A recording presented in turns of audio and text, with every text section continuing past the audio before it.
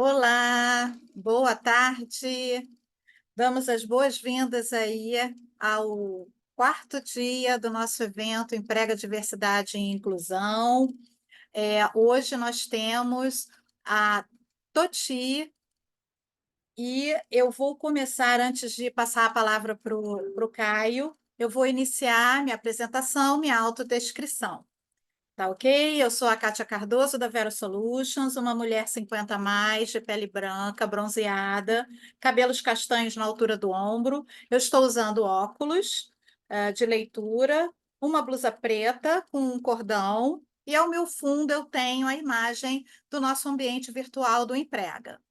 Tá? Agora eu vou passar a palavra para o Caio Rodrigues, que é o cofundador da Toti e o gerente de novos negócios, e a gente vai bater um papo com ele aqui sobre empreendedorismo social e o trabalho de diversidade e inclusão, agora com um novo segmento, né, diferente do que vimos já ao longo dos outros dias, voltado para migrantes e refugiados. Caio, é um prazer ter você aqui com a gente. A palavra está com você, tá bom? E, pessoal, podem ir colocando as perguntas no chat, que ao longo da palestra eu vou fazendo a intermediação. Quem precisar ativar a legenda de transcrição, tá? Do som para escrita, tem a orientação que já foi colocada aí no chat, tá bom? Pode começar, Caio. Olá, pessoal, boa tarde, tudo bem com vocês? Primeiro, muito obrigado pela oportunidade de a gente estar aqui um pouco, trocando, ter esse momento de poder compartilhar e adquirir mais conhecimento. Me coloco nesse lugar também de vir aqui aprender mais com vocês e agradeço ao espaço, a possibilidade da gente poder falar um pouco mais sobre diversidade, falar um pouco mais sobre refúgio, que são temas que vêm me acompanhando desde quando eu ainda estava lá na faculdade, ali em 2014, 2015. Então, super feliz de poder estar aqui compartilhando com vocês.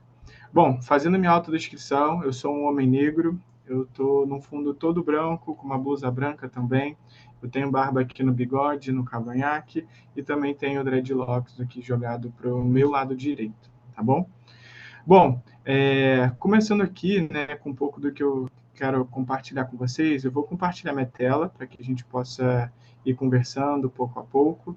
E a gente tinha conversado aqui com a Kátia para vocês ficarem super à vontade também, se vocês tiverem qualquer pergunta a qualquer momento, vocês podem enviar aqui no chat, enfim, eu estou super aberto a interromper e falar com vocês a qualquer momento, sem problema algum, tá bom? Deixa eu só ver se eu consigo pôr aqui em tela cheia, que eu acho que agora foi. Ainda não foi, deixa eu colocar aqui. Acho que vai ser nesse formato mesmo, estou tentando colocar em tela cheia, mas não estou conseguindo. Mas, bom, vamos lá. O ponto principal hoje que a gente vai falar aqui vai ser sobre a TOT, que é uma das empresas que eu cofundei junto com mais 4 amigos, quando eu ainda estava dentro da faculdade.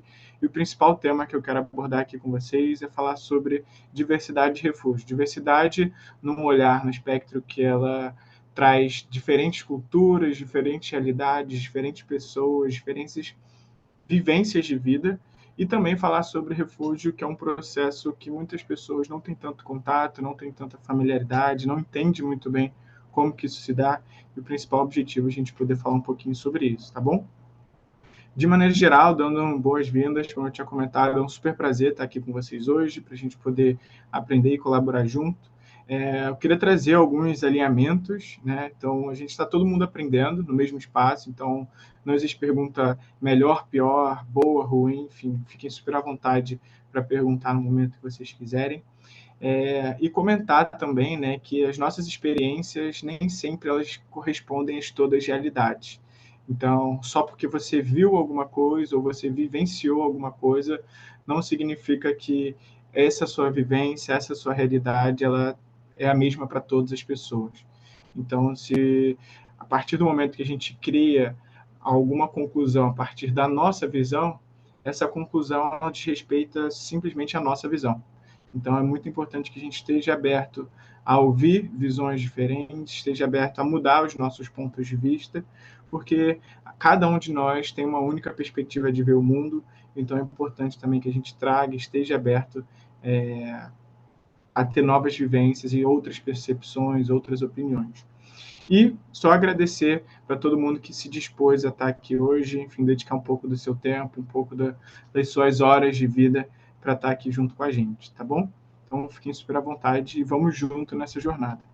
A jornada de hoje, ela vai falar um pouco sobre introdução, então vou começar a introduzir o conteúdo, depois eu vou falar um pouco mais sobre conteúdos de migração, refúgio, a gente vai ter um conteúdo um pouco mais sobre a diversidade, por que ela é importante dentro das empresas, e por último a gente vai arrematar e fechar todos esses pontos que a gente foi falando ao longo dessa nossa caminhada, tá bom?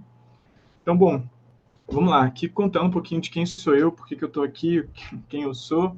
Basicamente, sou brasileiro, sou carioca, nasci e continuo morando aqui no Rio. Eu empreendo socialmente há 7 anos, então desde que eu comecei ali minha faculdade, mais ou menos em 2014, mais ou menos, aí foi passando alguns anos, e aí foi onde, de fato, eu comecei a trabalhar e fundar a TOT. E como que aconteceu isso? Eu comecei a participar, quando eu ainda estava na faculdade, de um programa universitário chamado Enactus, que basicamente é um programa que incentiva e fortalece com que universitários espalhados por todo o Brasil, espalhados por diversos países no mundo, construam e desenvolvam projetos de empreendedorismo social. Então, basicamente, é um grupo dentro da faculdade formado só por alunos, e esses alunos definem quais projetos eles querem trabalhar, como vai ser esses projetos, quais são as causas que essas pessoas querem trabalhar. E quando eu estava ali, mais ou menos em outubro de 2016, que foi quando a gente começou, de fato, a olhar para a causa de pessoas refugiadas, começar a entender quem eram essas pessoas, como que a gente poderia construir alguma coisa que fosse significativa para essa população. Ao longo dessa jornada, né, de empreender socialmente, eu me formei em engenharia mecânica no Cefet, que foi uma das coisas mais loucas e desafiadoras que eu já fiz na minha vida. Engenharia mecânica é realmente extremamente complexo, muito difícil, mas deu tudo certo. Eu demorei um pouquinho mais de 5 anos, mas tudo bem, consegui me formar.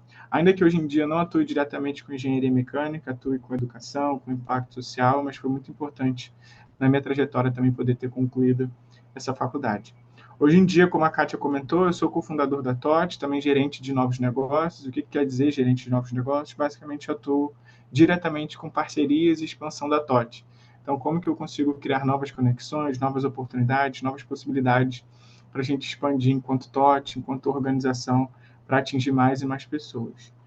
Bom, falando um pouco de alguns espaços e redes que eu faço parte, eu participo de uma rede formada por pessoas pretas organizada pela Forbes, que chama Forbes Black. Eu entrei na rede a partir do ano passado, né, ano de 2023.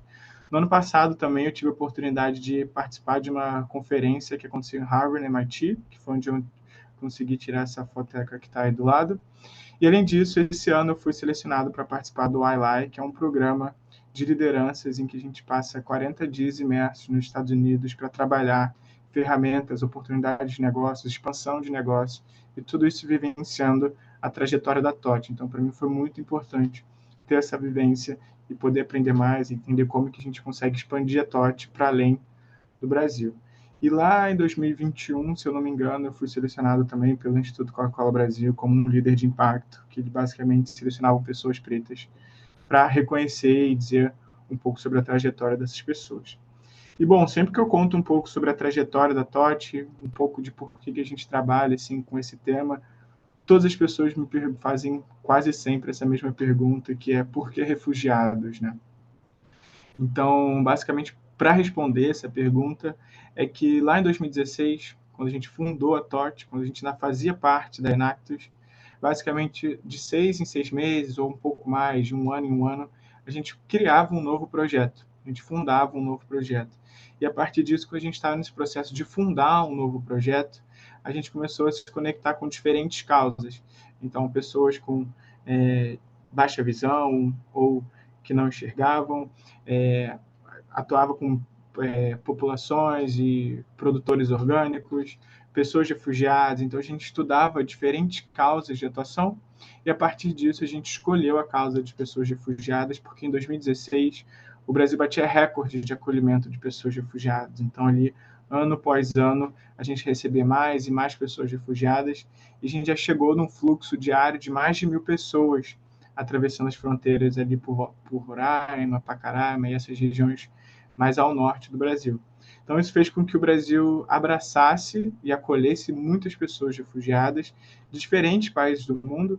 Isso fez cada vez mais chamar a nossa atenção e olhar com um pouco mais de carinho para essa população e parar e tentar entender o que essas pessoas passam, por que elas estão chegando aqui no Brasil, quais são os principais desafios, quais são as melhores formas de trabalhar, de ajudar, de apoiar essas pessoas, e muito com o olhar de ouvir das pessoas que estão passando por isso. Então, nunca era uma conclusão minha, do Caio, do que é melhor para eles, ou da Bruna, que é minha sócia, mas sim a partir de conversas e rodas de conversas, rodas de debate com pessoas refugiadas e imigrantes, a gente ia construindo pouco a pouco essa ideia, o que fazia sentido, o que era melhor, como que era esse melhor entregue essa solução para a população refugiada e migrante. Então, a partir daí, foi quando a gente começou a criar e construir, se conectar com a causa de pessoas refugiadas de maneira um pouco mais profunda. Toda a nossa primeira atuação nesse processo ali a partir de 2016, para ser mais preciso, foi outubro de 2016, a gente passou dessa parte de 2016 até mais ou menos ali junho, julho de 2017, pura e simplesmente ouvindo essas pessoas, construindo maneiras de ter mais claro qual que é a solução que a gente queria trazer. E ali em 2017 a gente entendeu que o principal desafio que a gente queria atuar era apoiando essas pessoas a retornar para o mercado de trabalho. Então, pensa que um dos grandes desafios, até mesmo hoje em dia, enquanto brasileiros também, é conseguir um emprego, conseguir um bom emprego, conseguir um emprego que te respeite, respeite quem você é, te dê bons benefícios, enfim, ter uma possibilidade de progressão de carreira. Então, tudo isso é muito desafiador, ainda mais quando você está num novo país, um país que você não conhece, um país que você não tem um bom network, um país que não necessariamente você sabe como funciona esse processo de empregabilidade. Então, o nosso olhar foi para esse grande desafio de empregabilidade e geração de renda para pessoas refugiadas. E o mais curioso em que essas pessoas refugiadas, em sua grande maioria, em alguns casos sim, em outros casos não, mas em sua grande maioria, são pessoas que já têm uma formação no seu país de origem, já têm uma carreira, dominam mais de um idioma, então tem uma trajetória de uma boa formação, de boas competências e passa por enormes desafios para ingressar no mercado de trabalho, e sua grande maioria acaba indo para subempregos. Então, nossa lógica era como que a gente quebra essa ida para o subemprego e podendo ajudar as pessoas a terem um aumento de renda, uma melhora na qualidade de vida. Então, a partir dessa conclusão, desse olhar que a gente teve, a gente criou a TOT com o principal objetivo de garantir a inclusão social para refugiados por meio de educação e empregabilidade, e do outro lado também conseguir sensibilizar, engajar a sociedade brasileira como um todo sobre a causa migratória. E aí nessa sociedade brasileira a gente encara tantas pessoas que estão se conectando com os alunos, quanto empresas diretamente também que vão contratar essas pessoas. E aí, para vocês terem uma ideia, a gente já impactou mais de 1.200 pessoas ao longo de toda essa nossa trajetória. E aí, começando por mim, ali em pé, sou eu, né, que trabalho nessa parte de novos negócios. Ali do meu lado esquerdo é a Bruna, ela é a nossa CEO atualmente. Mais para a direita é o Eduardo, que trabalha com toda a nossa parte de marketing, de comunicação. Logo abaixo, ali de mim sentado, é o Diogo, que trabalha na parte de relações comerciais com empresas, fazendo um processo ali direto de venda dos nossos projetos para empresas, e mais ali sentado também mais à direita é a Júlia, que é a nossa mente de projetos. Então, ela organiza, define, prioriza e executa todos os nossos projetos que estão acontecendo de momento. Então, todos nós nos conhecemos ainda na faculdade e a gente se juntou e até hoje a gente está junto, trabalhando e realizando impacto junto da TOT. Bom, ao longo dessa nossa trajetória, né, dessa nossa atuação, a gente foi trazendo novas atividades, novas ações que a gente poderia fazer para fortalecer o impacto e a ação da TOT como um todo. Então, a gente começou com o ensino, que são as nossas formações profissionais, que foi o primeiro passo.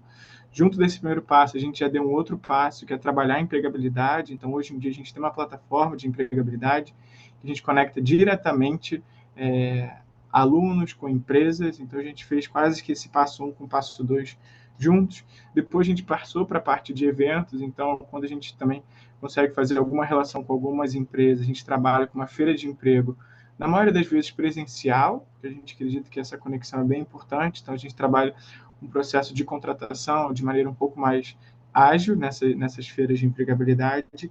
E, por último, a gente trabalha com a parte de conscientização, em que a gente vai lançar um videocast com o principal objetivo de contar para mais pessoas as histórias dos nossos alunos, as histórias de superação, histórias de mudança de carreira, de perspectiva de vida, de sonho com um futuro melhor. Então, isso também é muito importante para a gente contar mais essas histórias. Palestras como essa aqui de hoje, que a gente tem falado um pouquinho mais sobre a TOT, e também um lado de voluntariado corporativo, em que a gente convida as empresas para fazer um processo de mentoria com os nossos alunos, que dura ali por volta de 2 a 3 meses, com o principal objetivo de aproximar lideranças dos nossos alunos, dos profissionais que foram formados pela TOT. Contando um pouquinho mais, assim, um pouco sobre a nossa trajetória, a gente já atua com diferentes empresas, diferentes setores, e além disso, a gente também tem o reconhecimento de duas agências da ONU, que é a OIM e a Acnur, que reconhecem nosso trabalho com pessoas refugiadas e imigrantes e conseguem, de fato, apoiar as nossas ações. A gente já realizou alguns projetos em parceria com eles, e além disso, diferentes institutos e fundações que acreditam no poder da educação para transformar a vida de pessoas, né? Então, entendendo que educação e empregabilidade é o primeiro passo que a gente pode dar para ajudar a pessoa a melhorar a qualidade de vida através de uma renda fixa. É um pouco desse olhar que a gente acredita e é por isso que a gente se conecta com essas organizações. Falando um pouquinho mais também ali sobre o nosso impacto ali ao longo da nossa trajetória, a gente já impactou mais de 3 mil pessoas indiretamente. E quem são essas pessoas que são impactadas diretamente? São os familiares que dependem da renda das pessoas que foram contratadas. Então, vamos supor que meu pai é uma pessoa refugiada e ele foi empregado pela TOT, consequentemente, a minha vida vai melhorar de alguma forma. Então, eu vou conseguir, de repente, comer melhor, eu vou conseguir ter, sei lá, uma roupa melhor, um espaço melhor para morar e, consequentemente, ou o que acontece muitas das vezes é quando uma pessoa aqui, refugiada, seja um homem, mulher ou uma pessoa não binária, ela consegue um emprego aqui no Brasil, muitas das vezes ela ajuda os seus pais, enfim, irmãos, filhos ou pessoas que estão nos seus países de origem. Então a gente consegue entender que essas outras pessoas também são impactadas indiretamente pelo trabalho da TOT e a gente metrifica isso a todo início de turma, a gente consegue entender quantas pessoas dependem da renda daquela pessoa. Além disso, a gente já atua com mais de 42 nacionalidades diferentes, tem até que atualizar aquele número ali. São duas chancelas de agentes da ONU, como eu comentei. A gente promove um aumento de renda média de 200%, então a gente consegue comparar antes e depois da TOT, qual foi essa mudança de salário que essa pessoa teve.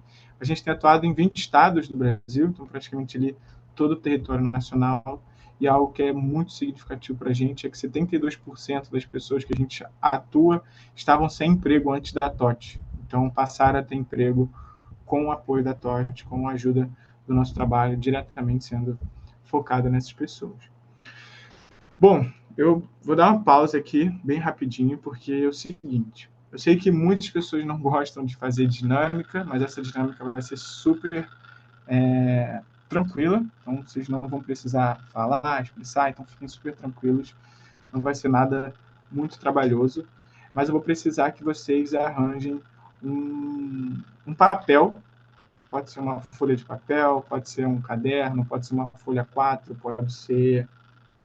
Só não pode ser post-it, mas arranjem uma folha de papel e uma caneta, então eu vou precisar dessa ajuda de vocês, e aí, enfim, se vocês já conseguirem arranjar e trazer, né, pegar essa folha de papel, joguem alguma coisa no chat só para eu saber que vocês já pegaram e a gente poder continuar a nossa dinâmica, tá bom? Eu vou esperar aí vocês pegarem um papel aí, 2 minutinhos.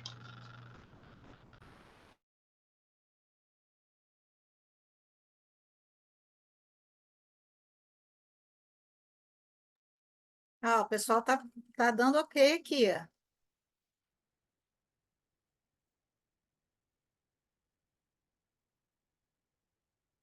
Tá bom, então. Vou seguir. Bom, o que eu vou precisar que vocês façam com esse papel? Primeira coisa, dobra esse papel de alguma forma que vocês consigam separar 4 espaços. Então, por exemplo, o papel está aqui, dobrou no meio de novo, vão ficar como se fossem 4 quadrados. Um aqui embaixo, um aqui no canto. Bem simples. Só 4 espaços que vocês precisam separar. Beleza? Acho que isso é bem rapidinho. Então, vamos lá. No primeiro espaço, tem ali em cima, enfim, onde você achar melhor, nesse primeiro espaço, eu vou pedir que vocês escrevam o nome de 3 pessoas mais próximas de vocês. Seu dia a dia, que você mais tem relação, enfim, pode ser um familiar, pode ser algum companheiro de vida, enfim, esposo, esposa, namorado, namorada, filho, filho, enfim. 3 pessoas que vocês têm mais próximo.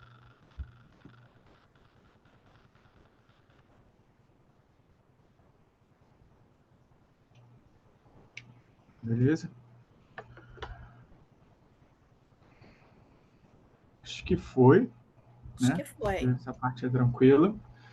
Bom, próximo passo, eu preciso que agora no próximo quadradinho, vocês escrevam qual que é a profissão de vocês, ou se vocês ainda não estão formados, não têm uma profissão já estabelecida, escreve algum curso que você fez que foi importante, ou uma habilidade que você tem hoje, de repente uma faculdade ou um curso, enfim, que você já fez em algum momento. Escreve algo conectado com alguma dessas coisas que eu comentei para vocês.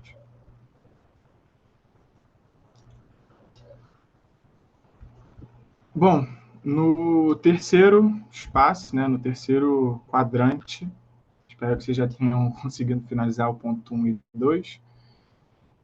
No terceiro espaço, eu vou pedir que vocês escrevam alguma viagem que você fez, seja pelo Brasil, seja pelo estado que você mora, enfim, algum lugar que você fez, alguma viagem que você fez, que você foi e gostou muito e que foi significativo para você, dentro do Brasil ou dentro do estado que você mora.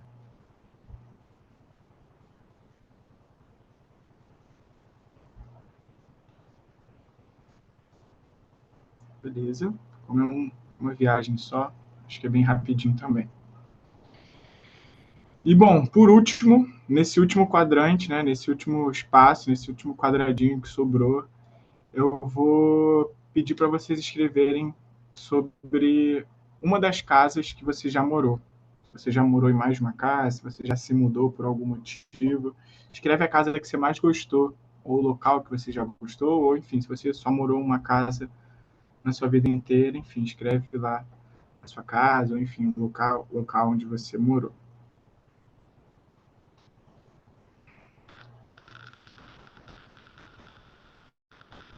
Se todo mundo tiver finalizado aí, me ajuda com aquele okzinho no chat de novo. Vendo aqui que a Carla já lançou um ok. Lidiane.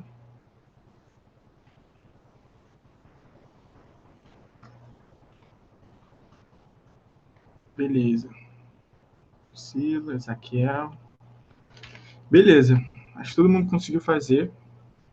Aí, bom, agora com esse papel em mãos, eu vou pedir para finalizar que vocês peguem essa folha, rasguem essa folha o máximo que vocês conseguirem e jogar tudo fora. E que, bom, basicamente essa é a realidade de uma pessoa refugiada, imigrante, quando ela chega num novo país.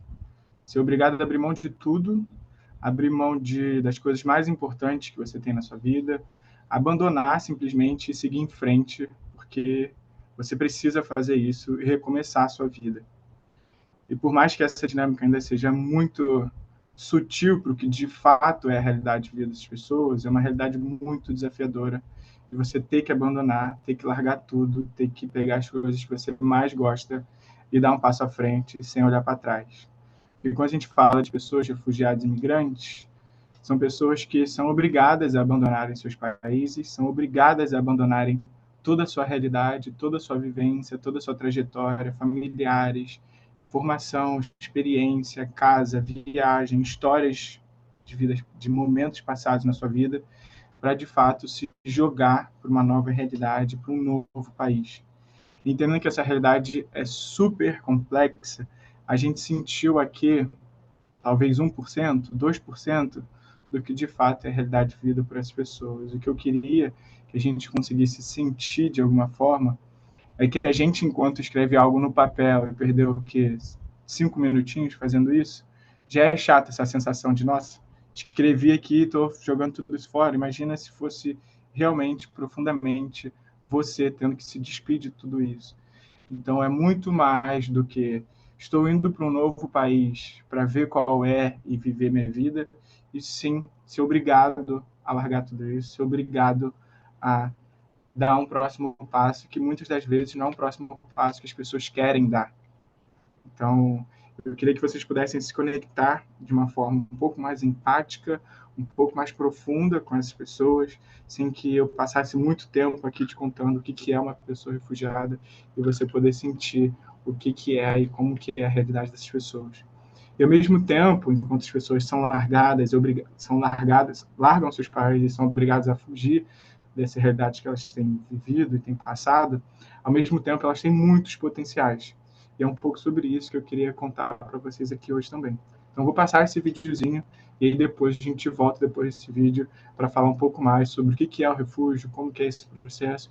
E só dando um pouco de contexto, esse foi um vídeo que a gente produziu no ano passado para falar sobre pessoas refugiadas e imigrantes e contar a importância do potencial dessas pessoas.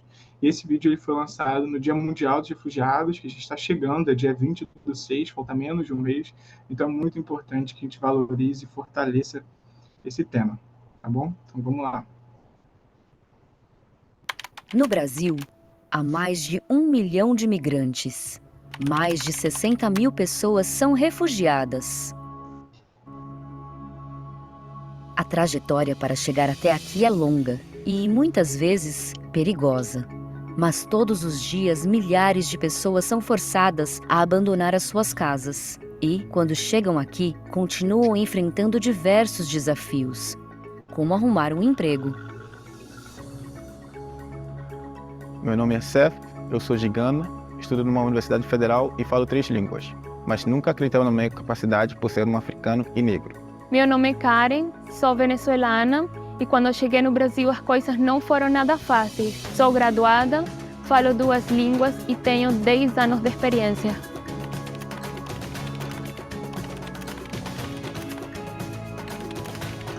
Por que então não oferecer ao refugiado as mesmas oportunidades que uma pessoa brasileira que estudou no exterior tem? Por que então não considerar o refugiado para ocupar os cargos da sua empresa? Por que então não impulsionar as habilidades que eles já possuem? São muitas perguntas e poucas respostas. Nós também temos potencial. We also have potential. Nous avons juste besoin des gens qui y croient.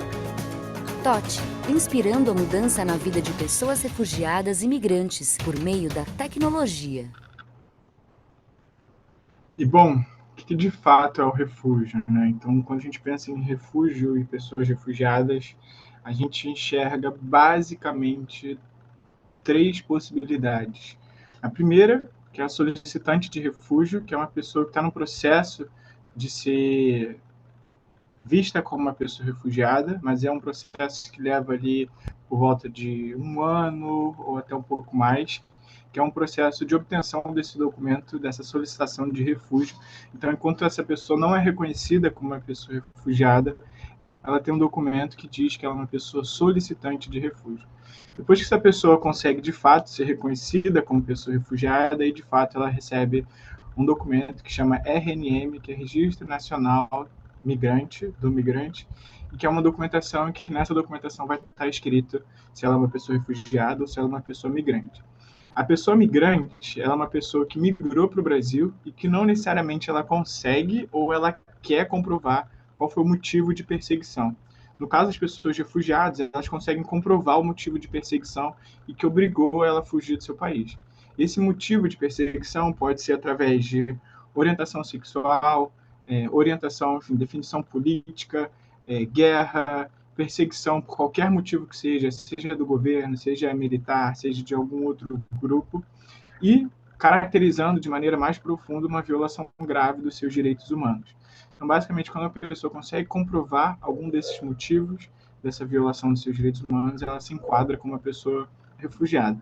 Se a pessoa não quer ou não consegue comprovar essa perseguição, ela entra no Brasil como migrante. O que isso diferencia no final do dia?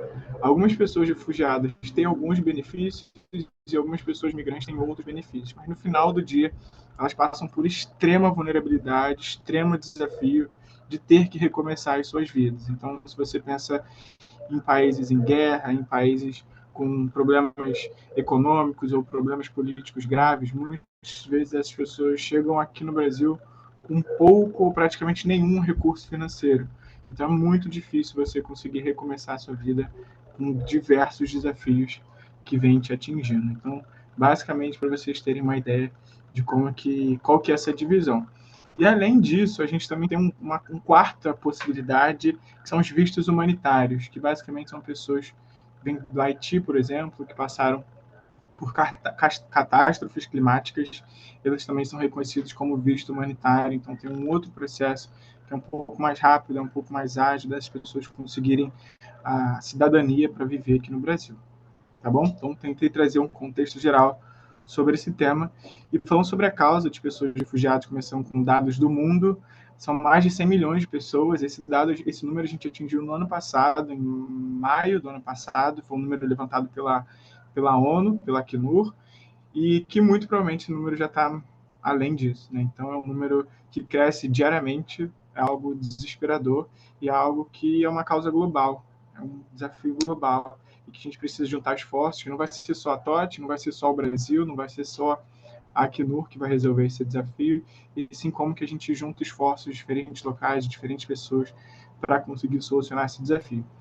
Esse dado de 2 milhões de pessoas refugiadas e migrantes no Brasil é um dado estimado, a gente não tem um dado preciso sobre esse número, mas é estimado que a gente está atingindo esses números, uma vez que, pós-pandemia, a gente voltou com acolher mais essas pessoas também. A gente passou ali anos de 2020, mais ou menos, finalzinho de 2020, início de 2021, a gente já voltou a acolher essas pessoas ainda mais.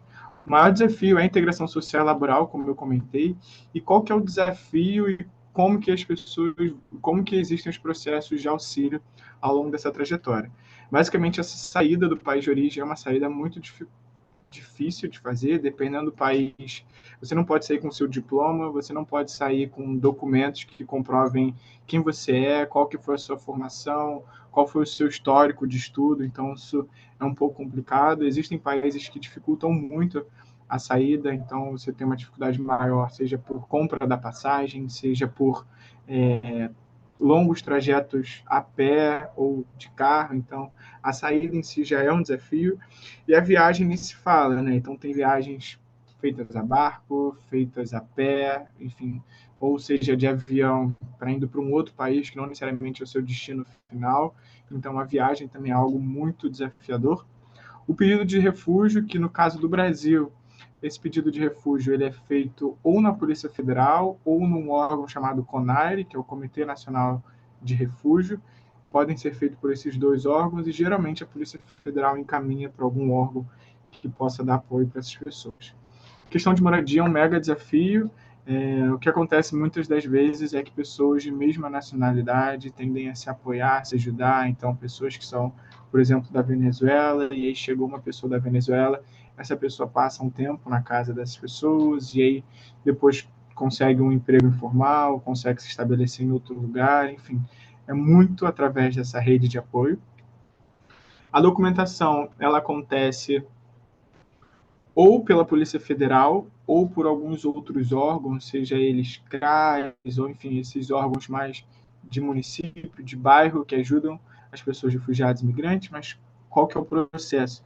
Inicialmente, eles obtêm o CPF, que é o primeiro documento que eles conseguem acessar com uma devida facilidade, e depois do CPF é retirada a carteira de trabalho, e aí sim podem trabalhar como CLT, enfim, sem nenhuma diferença. O processo de contratação é o mesmo, assinar a carteira é o mesmo, o salário a gente luta para que seja o mesmo, obviamente, então não tem nenhum grande desafio nesse meio. Aprender sobre a língua é um desafio ainda, existem diferentes organizações, sejam elas religiosas ou não.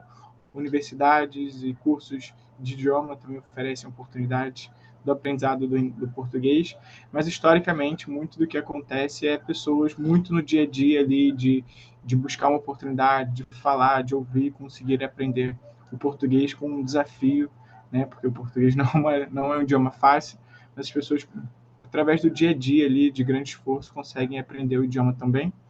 E depois disso vem outras coisas que vão complementando a pessoa enquanto ser humano, né? Então, começar a ter uma comunidade, então um grupo de pessoas que ela se identifica, voltar a praticar sua religião, independente de qual ela seja, acesso à educação, porque muitas pessoas têm dificuldade de continuar trabalhando e atuando na mesma área, na mesma carreira. Acesso à saúde, então as pessoas refugiadas também têm acesso ao SUS, e que bom que a gente no Brasil tem o SUS, que é educação, que é uma saúde gratuita.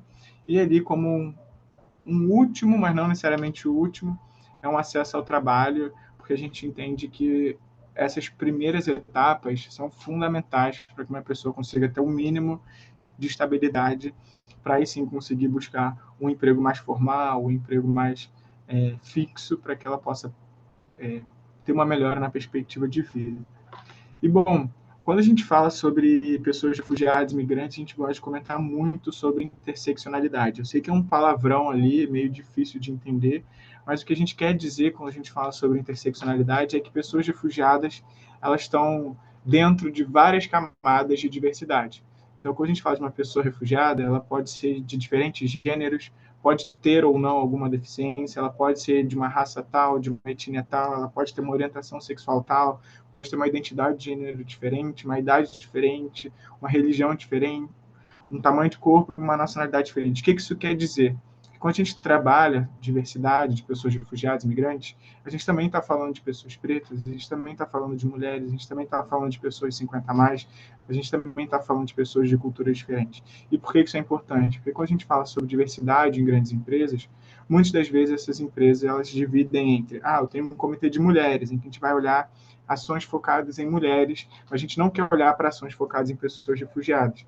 E não enxergam que existe uma conexão, uma interseccionalidade entre esses temas. Então, você também pode pensar ações para mulheres refugiadas. Então, a gente tem um contexto de, por exemplo, pessoas pretas. E, a partir disso, a gente vai fazendo essas conexões e falando e mostrando que pessoas refugiadas e imigrantes têm diversas diversidades dentro dessa mesma pessoa. Kátia, você quer comentar algum ponto? Eu tenho uma pergunta da Carla. Se você vê avanços no processo de inclusão de refugiados nas empresas. Por acaso, nós até tivemos hoje, pela manhã, a Procter & Gamble, que falou exatamente sobre interseccionalidades e que trabalha de uma forma diferente, né, do que você está citando, né, de grupos separados pelos diversos tipos, né, de diversidade, e isso é visto de uma forma unificada exatamente para poder abranger a interseccionalidade, mas são poucos casos, acho, né? Você deve ter mais dados a respeito disso para responder aqui a Exatamente. Carla. Eu acho que é muito importante fazer essa conexão das diversidades. Então, entender que quando a gente atua com o tema de pessoas refugiadas, a gente está trazendo de várias diversidades ao mesmo tempo, o que é muito bom. Então, fico feliz que a P&G tem trabalhado dessa forma também. Bom, qual que é o cenário de empresas, né? Eu acho que a gente ainda vive muito um tabu, Carla. E Carla, gostei do seu nome, que é o nome da minha mãe. Então, bom, eu acredito que sim, existe um avanço nesse caminho de incluir pessoas refugiadas, mas eu ainda acho que existe um estereótipo muito forte de achar, que eu sempre ouço, o processo de contratação é diferente? Não, o processo de contratação é exatamente o mesmo. E muitas empresas se sentem não preparadas para dar esse passo, quando, na verdade, eu acredito que parte muito de um interesse genuíno. Então, eu quero incluir essa pessoa, eu quero estar aberto a receber uma nova cultura, eu quero estar aberto a fazer esse movimento. A partir disso, quando tem esse interesse genuíno, aí sim eu acho que tudo caminha melhor. E o que a gente, enquanto Torrote, gosta de falar não é toma aí um refugiado e se vira. Não, vamos construir essa relação juntos, vamos construir esse processo juntos, porque a gente já tem uma trajetória, a gente já conhece um grupo de pessoas bem extenso de pessoas refugiadas, então por que não ir juntos e compartilhando o conhecimento ao longo dessa trajetória para que seja o melhor resultado possível. E do outro lado, a gente consegue, no histórico de empresas que a gente já atua, reduzir o turnover dessas empresas através de pessoas que a gente emprega, que são pessoas refugiadas.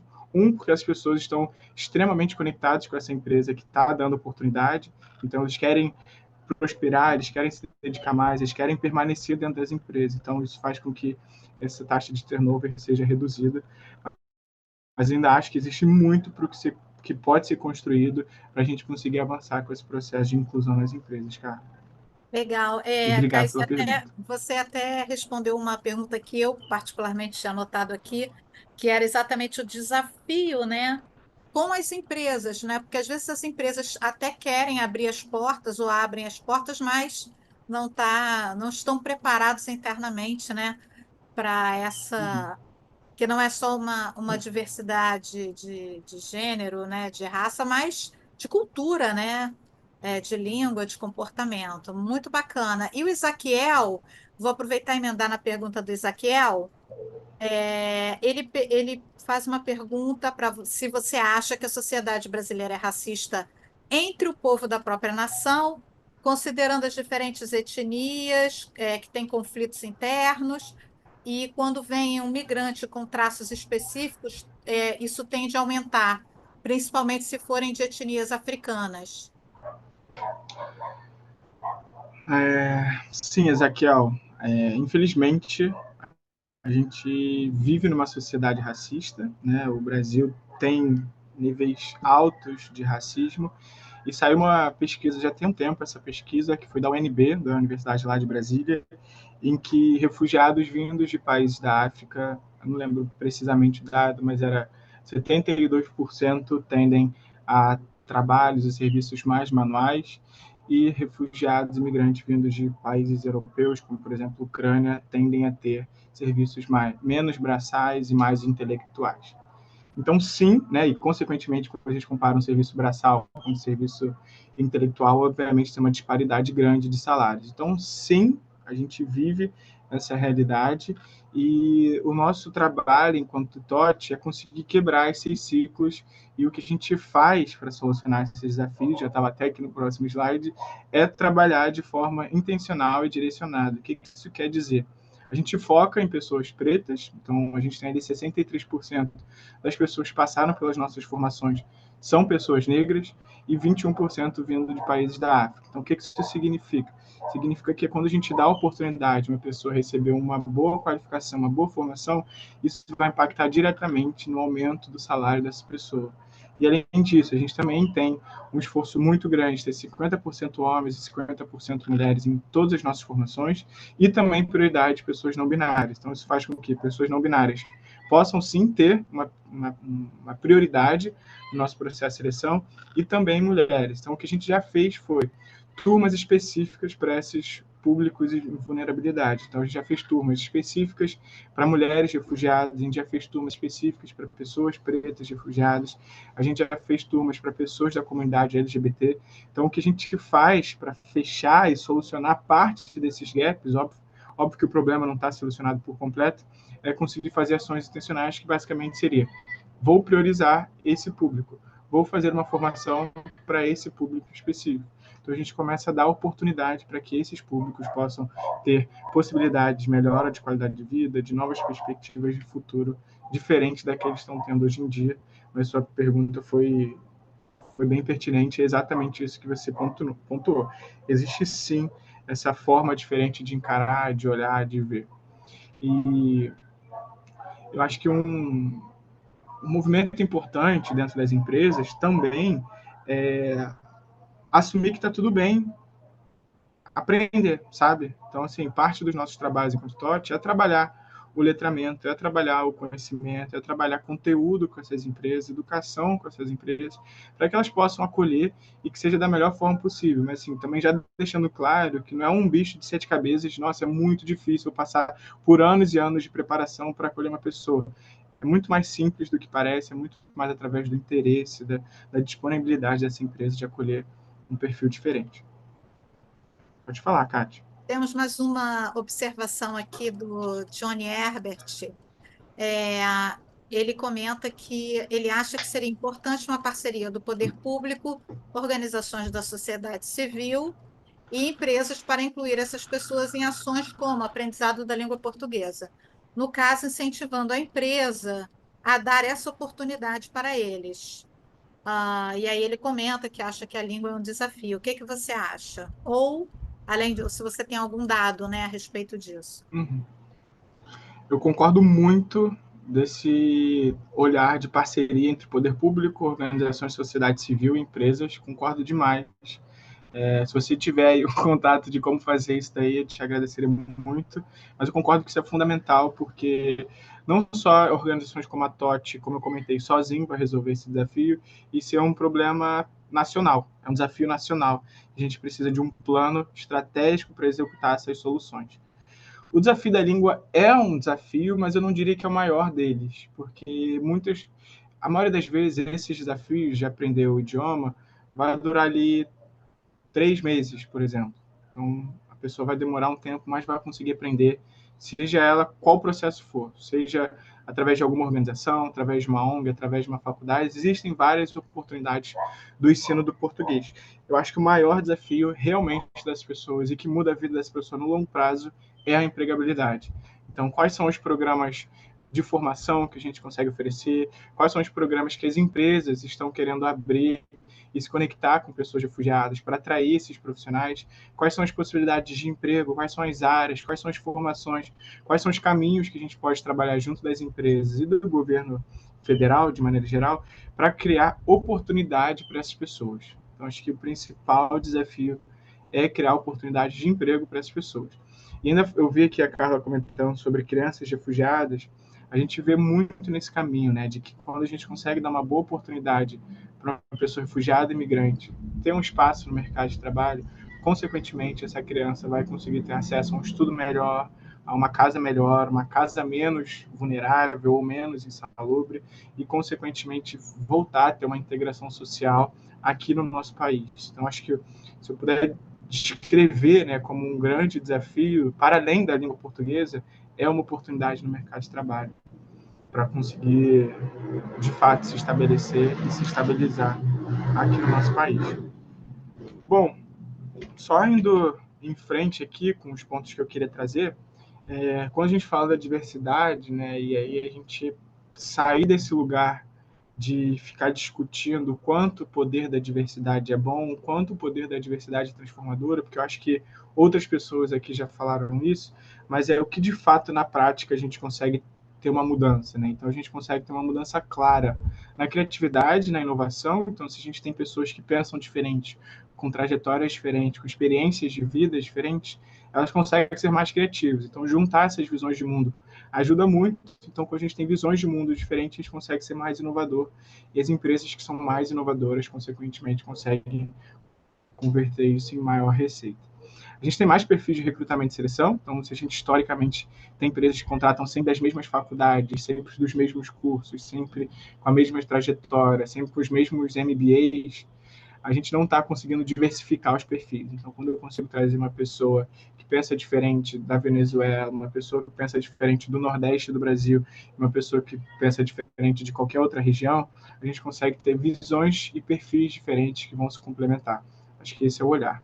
A gente também tem um ganho de percepção, de reputação e marca, quando a gente consegue olhar para empresas que fazem movimentações de impacto social, de transformação social, de ações de diversidade, elas têm um perfil um pouco mais propenso de serem compradas ou recompradas pelos seus clientes. Isso também foi comprovado já.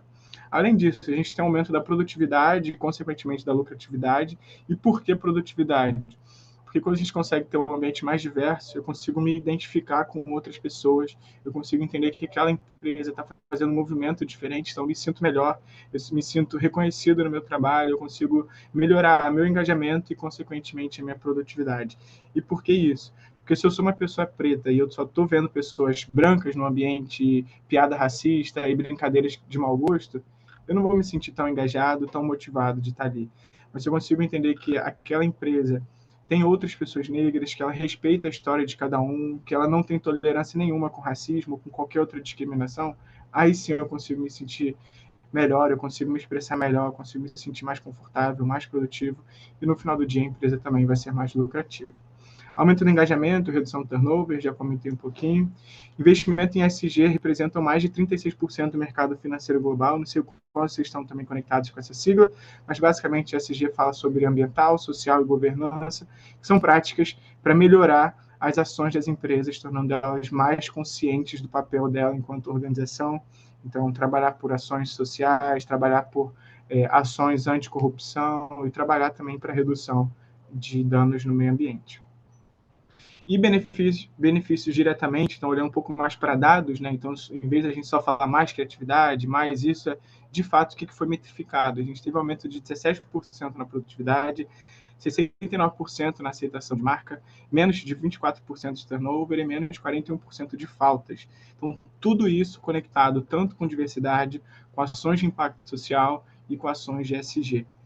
E ainda que a gente já tenha falado, já tenha reforçado que é importante a diversidade, porque a gente vê um grande desafio, né, uma grande resistência para que lideranças possam dar o primeiro passo, possam executar, possam fazer ações de maneira direta, né? Eu acho que esses grandes desafios, essa grande dificuldade, essa resistência, vem vindo por diferentes locais, né? Então, basicamente, a gente vê que existe, sim, uma falta de diversidade, porque apenas 13% das vagas são ocupadas por mulheres em tecnologia, 13%, isso é muito bizarro. E, além disso, 3% dos cargos de liderança são ocupados por mulheres negras. Então, assim, é um dado ainda mais chocante. E, historicamente, pessoas pretas recebem 66% da renda de uma pessoa branca. Então, o que a gente consegue ver? Que falta diversidade. A gente viu que é importante, a gente sabe que tem uma resistência e que realmente tem uma clareza muito grande de falta de diversidade. Eu acho que o principal motivo é que lidar com essas diferenças não é tão intuitivo. Então, se a gente for pensar numa pessoa um pouco mais quadradona, se eu puder chamar dessa forma, ela não tem tanta facilidade com lidar com essas diferenças, com essas mudanças de perspectiva de mundo, de futuro, de realidade, de vivência, de cultura. Então, o que é interessante a gente assumir e entender? Lidar com diferença não é intuitivo. Então, o que a gente pode fazer?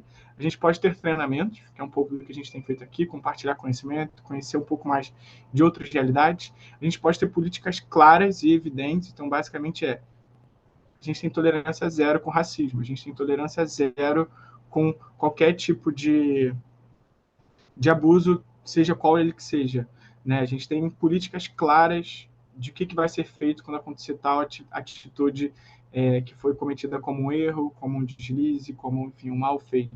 Então, o que a gente vai fazer e ter muito clara essa política por todas as pessoas que fazem parte dessa empresa.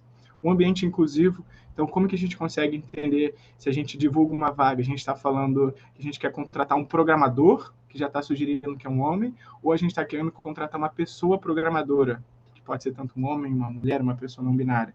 Então, a gente tem um ambiente inclusivo, começa desde a forma que a gente publica as nossas vagas, até os nossos ambientes físicos, né? Se for uma empresa que tem um espaço físico, que a gente pode também passar um bom tempo falando sobre como fortalecer esse ambiente inclusivo. E, além disso, ter representatividade. Então, como que eu consigo trazer pessoas de diferentes perfis, de diferentes recortes de diversidade, diferentes camadas de diversidade também. E um grande desafio, né, quando a gente pensa em mudança de realidade, trazer mais diversidade, a gente precisa ter uma ruptura dos padrões para trazer uma cultura nova. Então, a gente vai ter que parar um pouco com aquele discurso de mas sempre foi assim, a gente sempre fez assim, a gente sempre fez assim, sempre deu certo. Por que a gente vai mudar agora? Porque a gente está vivendo um novo mundo, a gente está vivendo uma nova realidade, a gente está vivendo um novo momento de sociedade. Então, entender que ruptura dos padrões não é uma coisa fácil, mas que sim é importante para a gente conseguir continuar prosperando no momento que a gente está vivendo. E, além disso, acho que é muito importante que o alinhamento seja desde o topo da liderança. O que isso quer dizer? Não adianta todos os analistas da empresa ficar falando que é importante. A gente precisa que o CEO ou a CEO, os diretores, as diretoras, as lideranças, o conselho veja a importância nisso. E, a partir disso, todas as próximas atitudes e ações vão vir derivando disso. E, obviamente, quanto maior a participação de todos os níveis hierárquicos importante, mas é importante que a liderança, de momento inicial, esteja comprada com essa mudança, porque senão vai ser aquele grupinho que fala de diversidade ali no canto, aquele comitê ali no canto que está ali batalhando para fazer alguma coisa, sem que ninguém esteja interessado, sabendo do que está acontecendo. Então, trazer a liderança para perto é fundamental. E para fechar aqui, eu sei que a gente está com um tempo já aqui super estourado, mas eu fiquei muito feliz que vocês participaram, trouxeram suas perguntas, mas estou fechando já, está indo para os últimos slides. E o que não fazer, né, quando a gente pensa numa pessoa refugiada, imigrante, não questionar muito sobre o processo de migração. Obviamente, isso vai de caso a caso, tem pessoas que se sentem confortáveis, tem pessoas que não se sentem confortáveis, e obviamente é um processo de aproximação, de conhecer a cultura, conhecer a pessoa. Obviamente não vai fazer a primeira pergunta sobre isso, e sim, conseguiu construir uma relação, ter uma relação de proximidade, de amizade, se a pessoa te der essa abertura, aí sim você pergunta sobre o país, como é que foi, como é que está a família da pessoa, como é que foi para ela, como foram os primeiros dias, mas toma muito cuidado com esse processo de questionar, de querer ouvir, de demonstrar curiosidade, porque às vezes o nosso toque de curiosidade é um toque também de invasão um pouco da privacidade daquela pessoa.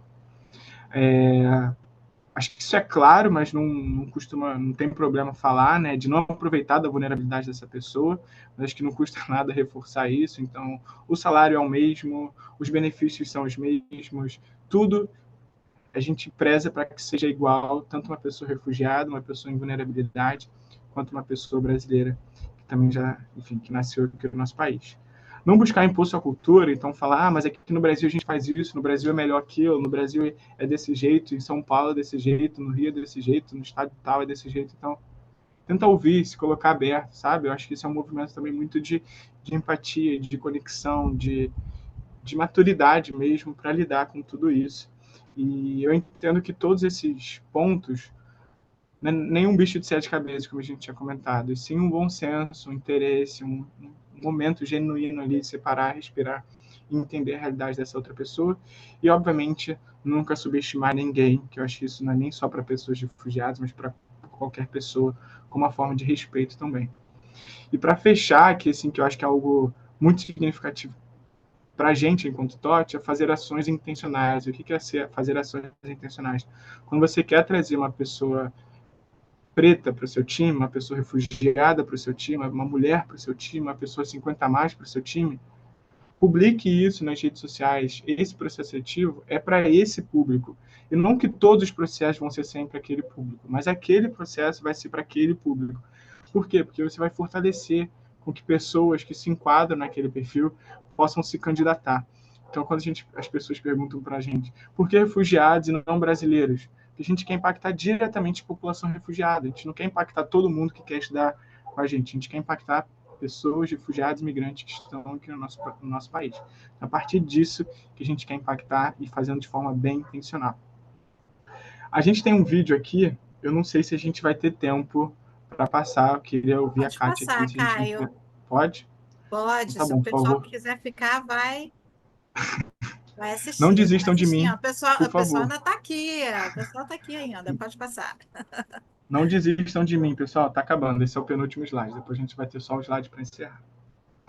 E aí, só dando um pouco de contexto, esse vídeo é contando um pouco de como que a gente executa diversidade na prática através de um programa que a gente fez com o Hospital Albert Einstein lá de São Paulo. Então, só para vocês entenderem o que está acontecendo. Nós estamos muito satisfeitos com a parceria com as pessoas que nós contratamos até agora. Acho que vale falar que o público de dados, público da área de tecnologia, é um público que muda muito de emprego, porque o mercado de fato está aquecido e a gente percebeu que as pessoas que nós contratamos até agora, nenhuma saiu. Desde o início, a TOT foi muito parceira e disposta a mudar conteúdos, né? Então, desde o início, nós envolvemos também a área aqui do Einstein de dados para dizer o que era necessário, né? Para a gente, enfim, capacitar essas pessoas. Nós recebemos relatórios dos quais a gente nunca tinha recebido de outros parceiros, a questão de que vocês avaliam o impacto que a gente causou na vida das pessoas. Sem sombra de dúvidas, é um diferencial. O processo de integração na empresa, inicialmente chegou um e-mail para mim, do Albert Einstein. A entrevista teve duas etapas. A primeira foi com a RH da empresa e a segunda foi diretamente com a coordenadora. Me dei bem nas duas entrevistas. Eu lembro que esperei uma semana aproximadamente. Quando tive retorno, a menina do RH ligou para mim falando que ia passar na entrevista. Fiquei muito feliz, fiquei empolgado. Eu já tenho um caminho que eu quero continuar. Hoje estou desempenhando como analista de dados no Hospital Albert Einstein. Minha intenção é ficar trabalhando na área de engenharia de dados. Antes de fazer o curso da TOT, eu já estava no Einstein. E o Einstein ele já tem essa política de você entrar e poder desenvolver a sua carreira de acordo com o seu desejo. Eu entrei como auxiliar de serviços gerais no setor da nutrição e depois uma das moças do RH, a Priscila, me chamou para fazer uma entrevista, falar um pouquinho da minha história e tudo mais. Aí a Priscila me apresentou a TOT e eu pedi a ela uma vaga, uma oportunidade para poder estudar, porque o meu objetivo inicial sempre foi esse, estudar. Desse jeito, eu consegui, finalmente, uma vaga na área de dados. A questão da diversidade, equidade e inclusão, ela faz parte integral dentro da perspectiva ESG. E também a gente aproveita a potência dessas pessoas, né? Então, em geral, são pessoas muito bem formadas, são pessoas que têm uma dedicação, né? Uma determinação em alcançar seus objetivos. Falam mais de um idioma, então a gente recebe, né, uma série de pacientes internacionais, então a gente acaba unindo, né? Então, assim, tem sim uma questão de ampliar essa diversidade, esse grupo, né, de etnias que nós reforçamos aqui, e tem também que a gente, enquanto instituição, ganha com essas pessoas aqui, porque elas estão explorando sua potência, elas estão crescendo, estão fazendo ali algo que também impulsiona o nosso crescimento, né? Então acaba sendo um crescimento para a pessoa e um crescimento para a instituição também, né? Um desenvolvimento para a pessoa e um desenvolvimento para a instituição. Bom, acho que é um pouco disso que a gente quer contar e trazer essa relação e conexão com as empresas que a gente atua. O Einstein é um super parceiro nosso. E para quem quiser conhecer um pouquinho mais, né, sobre como tem sido, o que a gente tem trabalhado, a gente convida muito vocês consumirem também conteúdos do nosso blog. Esse primeiro conteúdo aqui é um pouco mais falando sobre migração, e a gente tem aqui um guia para integrar pessoas refugiadas e guia também para construir estratégias de ESG para cada uma das suas empresas, e fecho aqui com essa abertura de dúvidas, ainda que eu já tenha estourado um pouquinho o nosso tempo.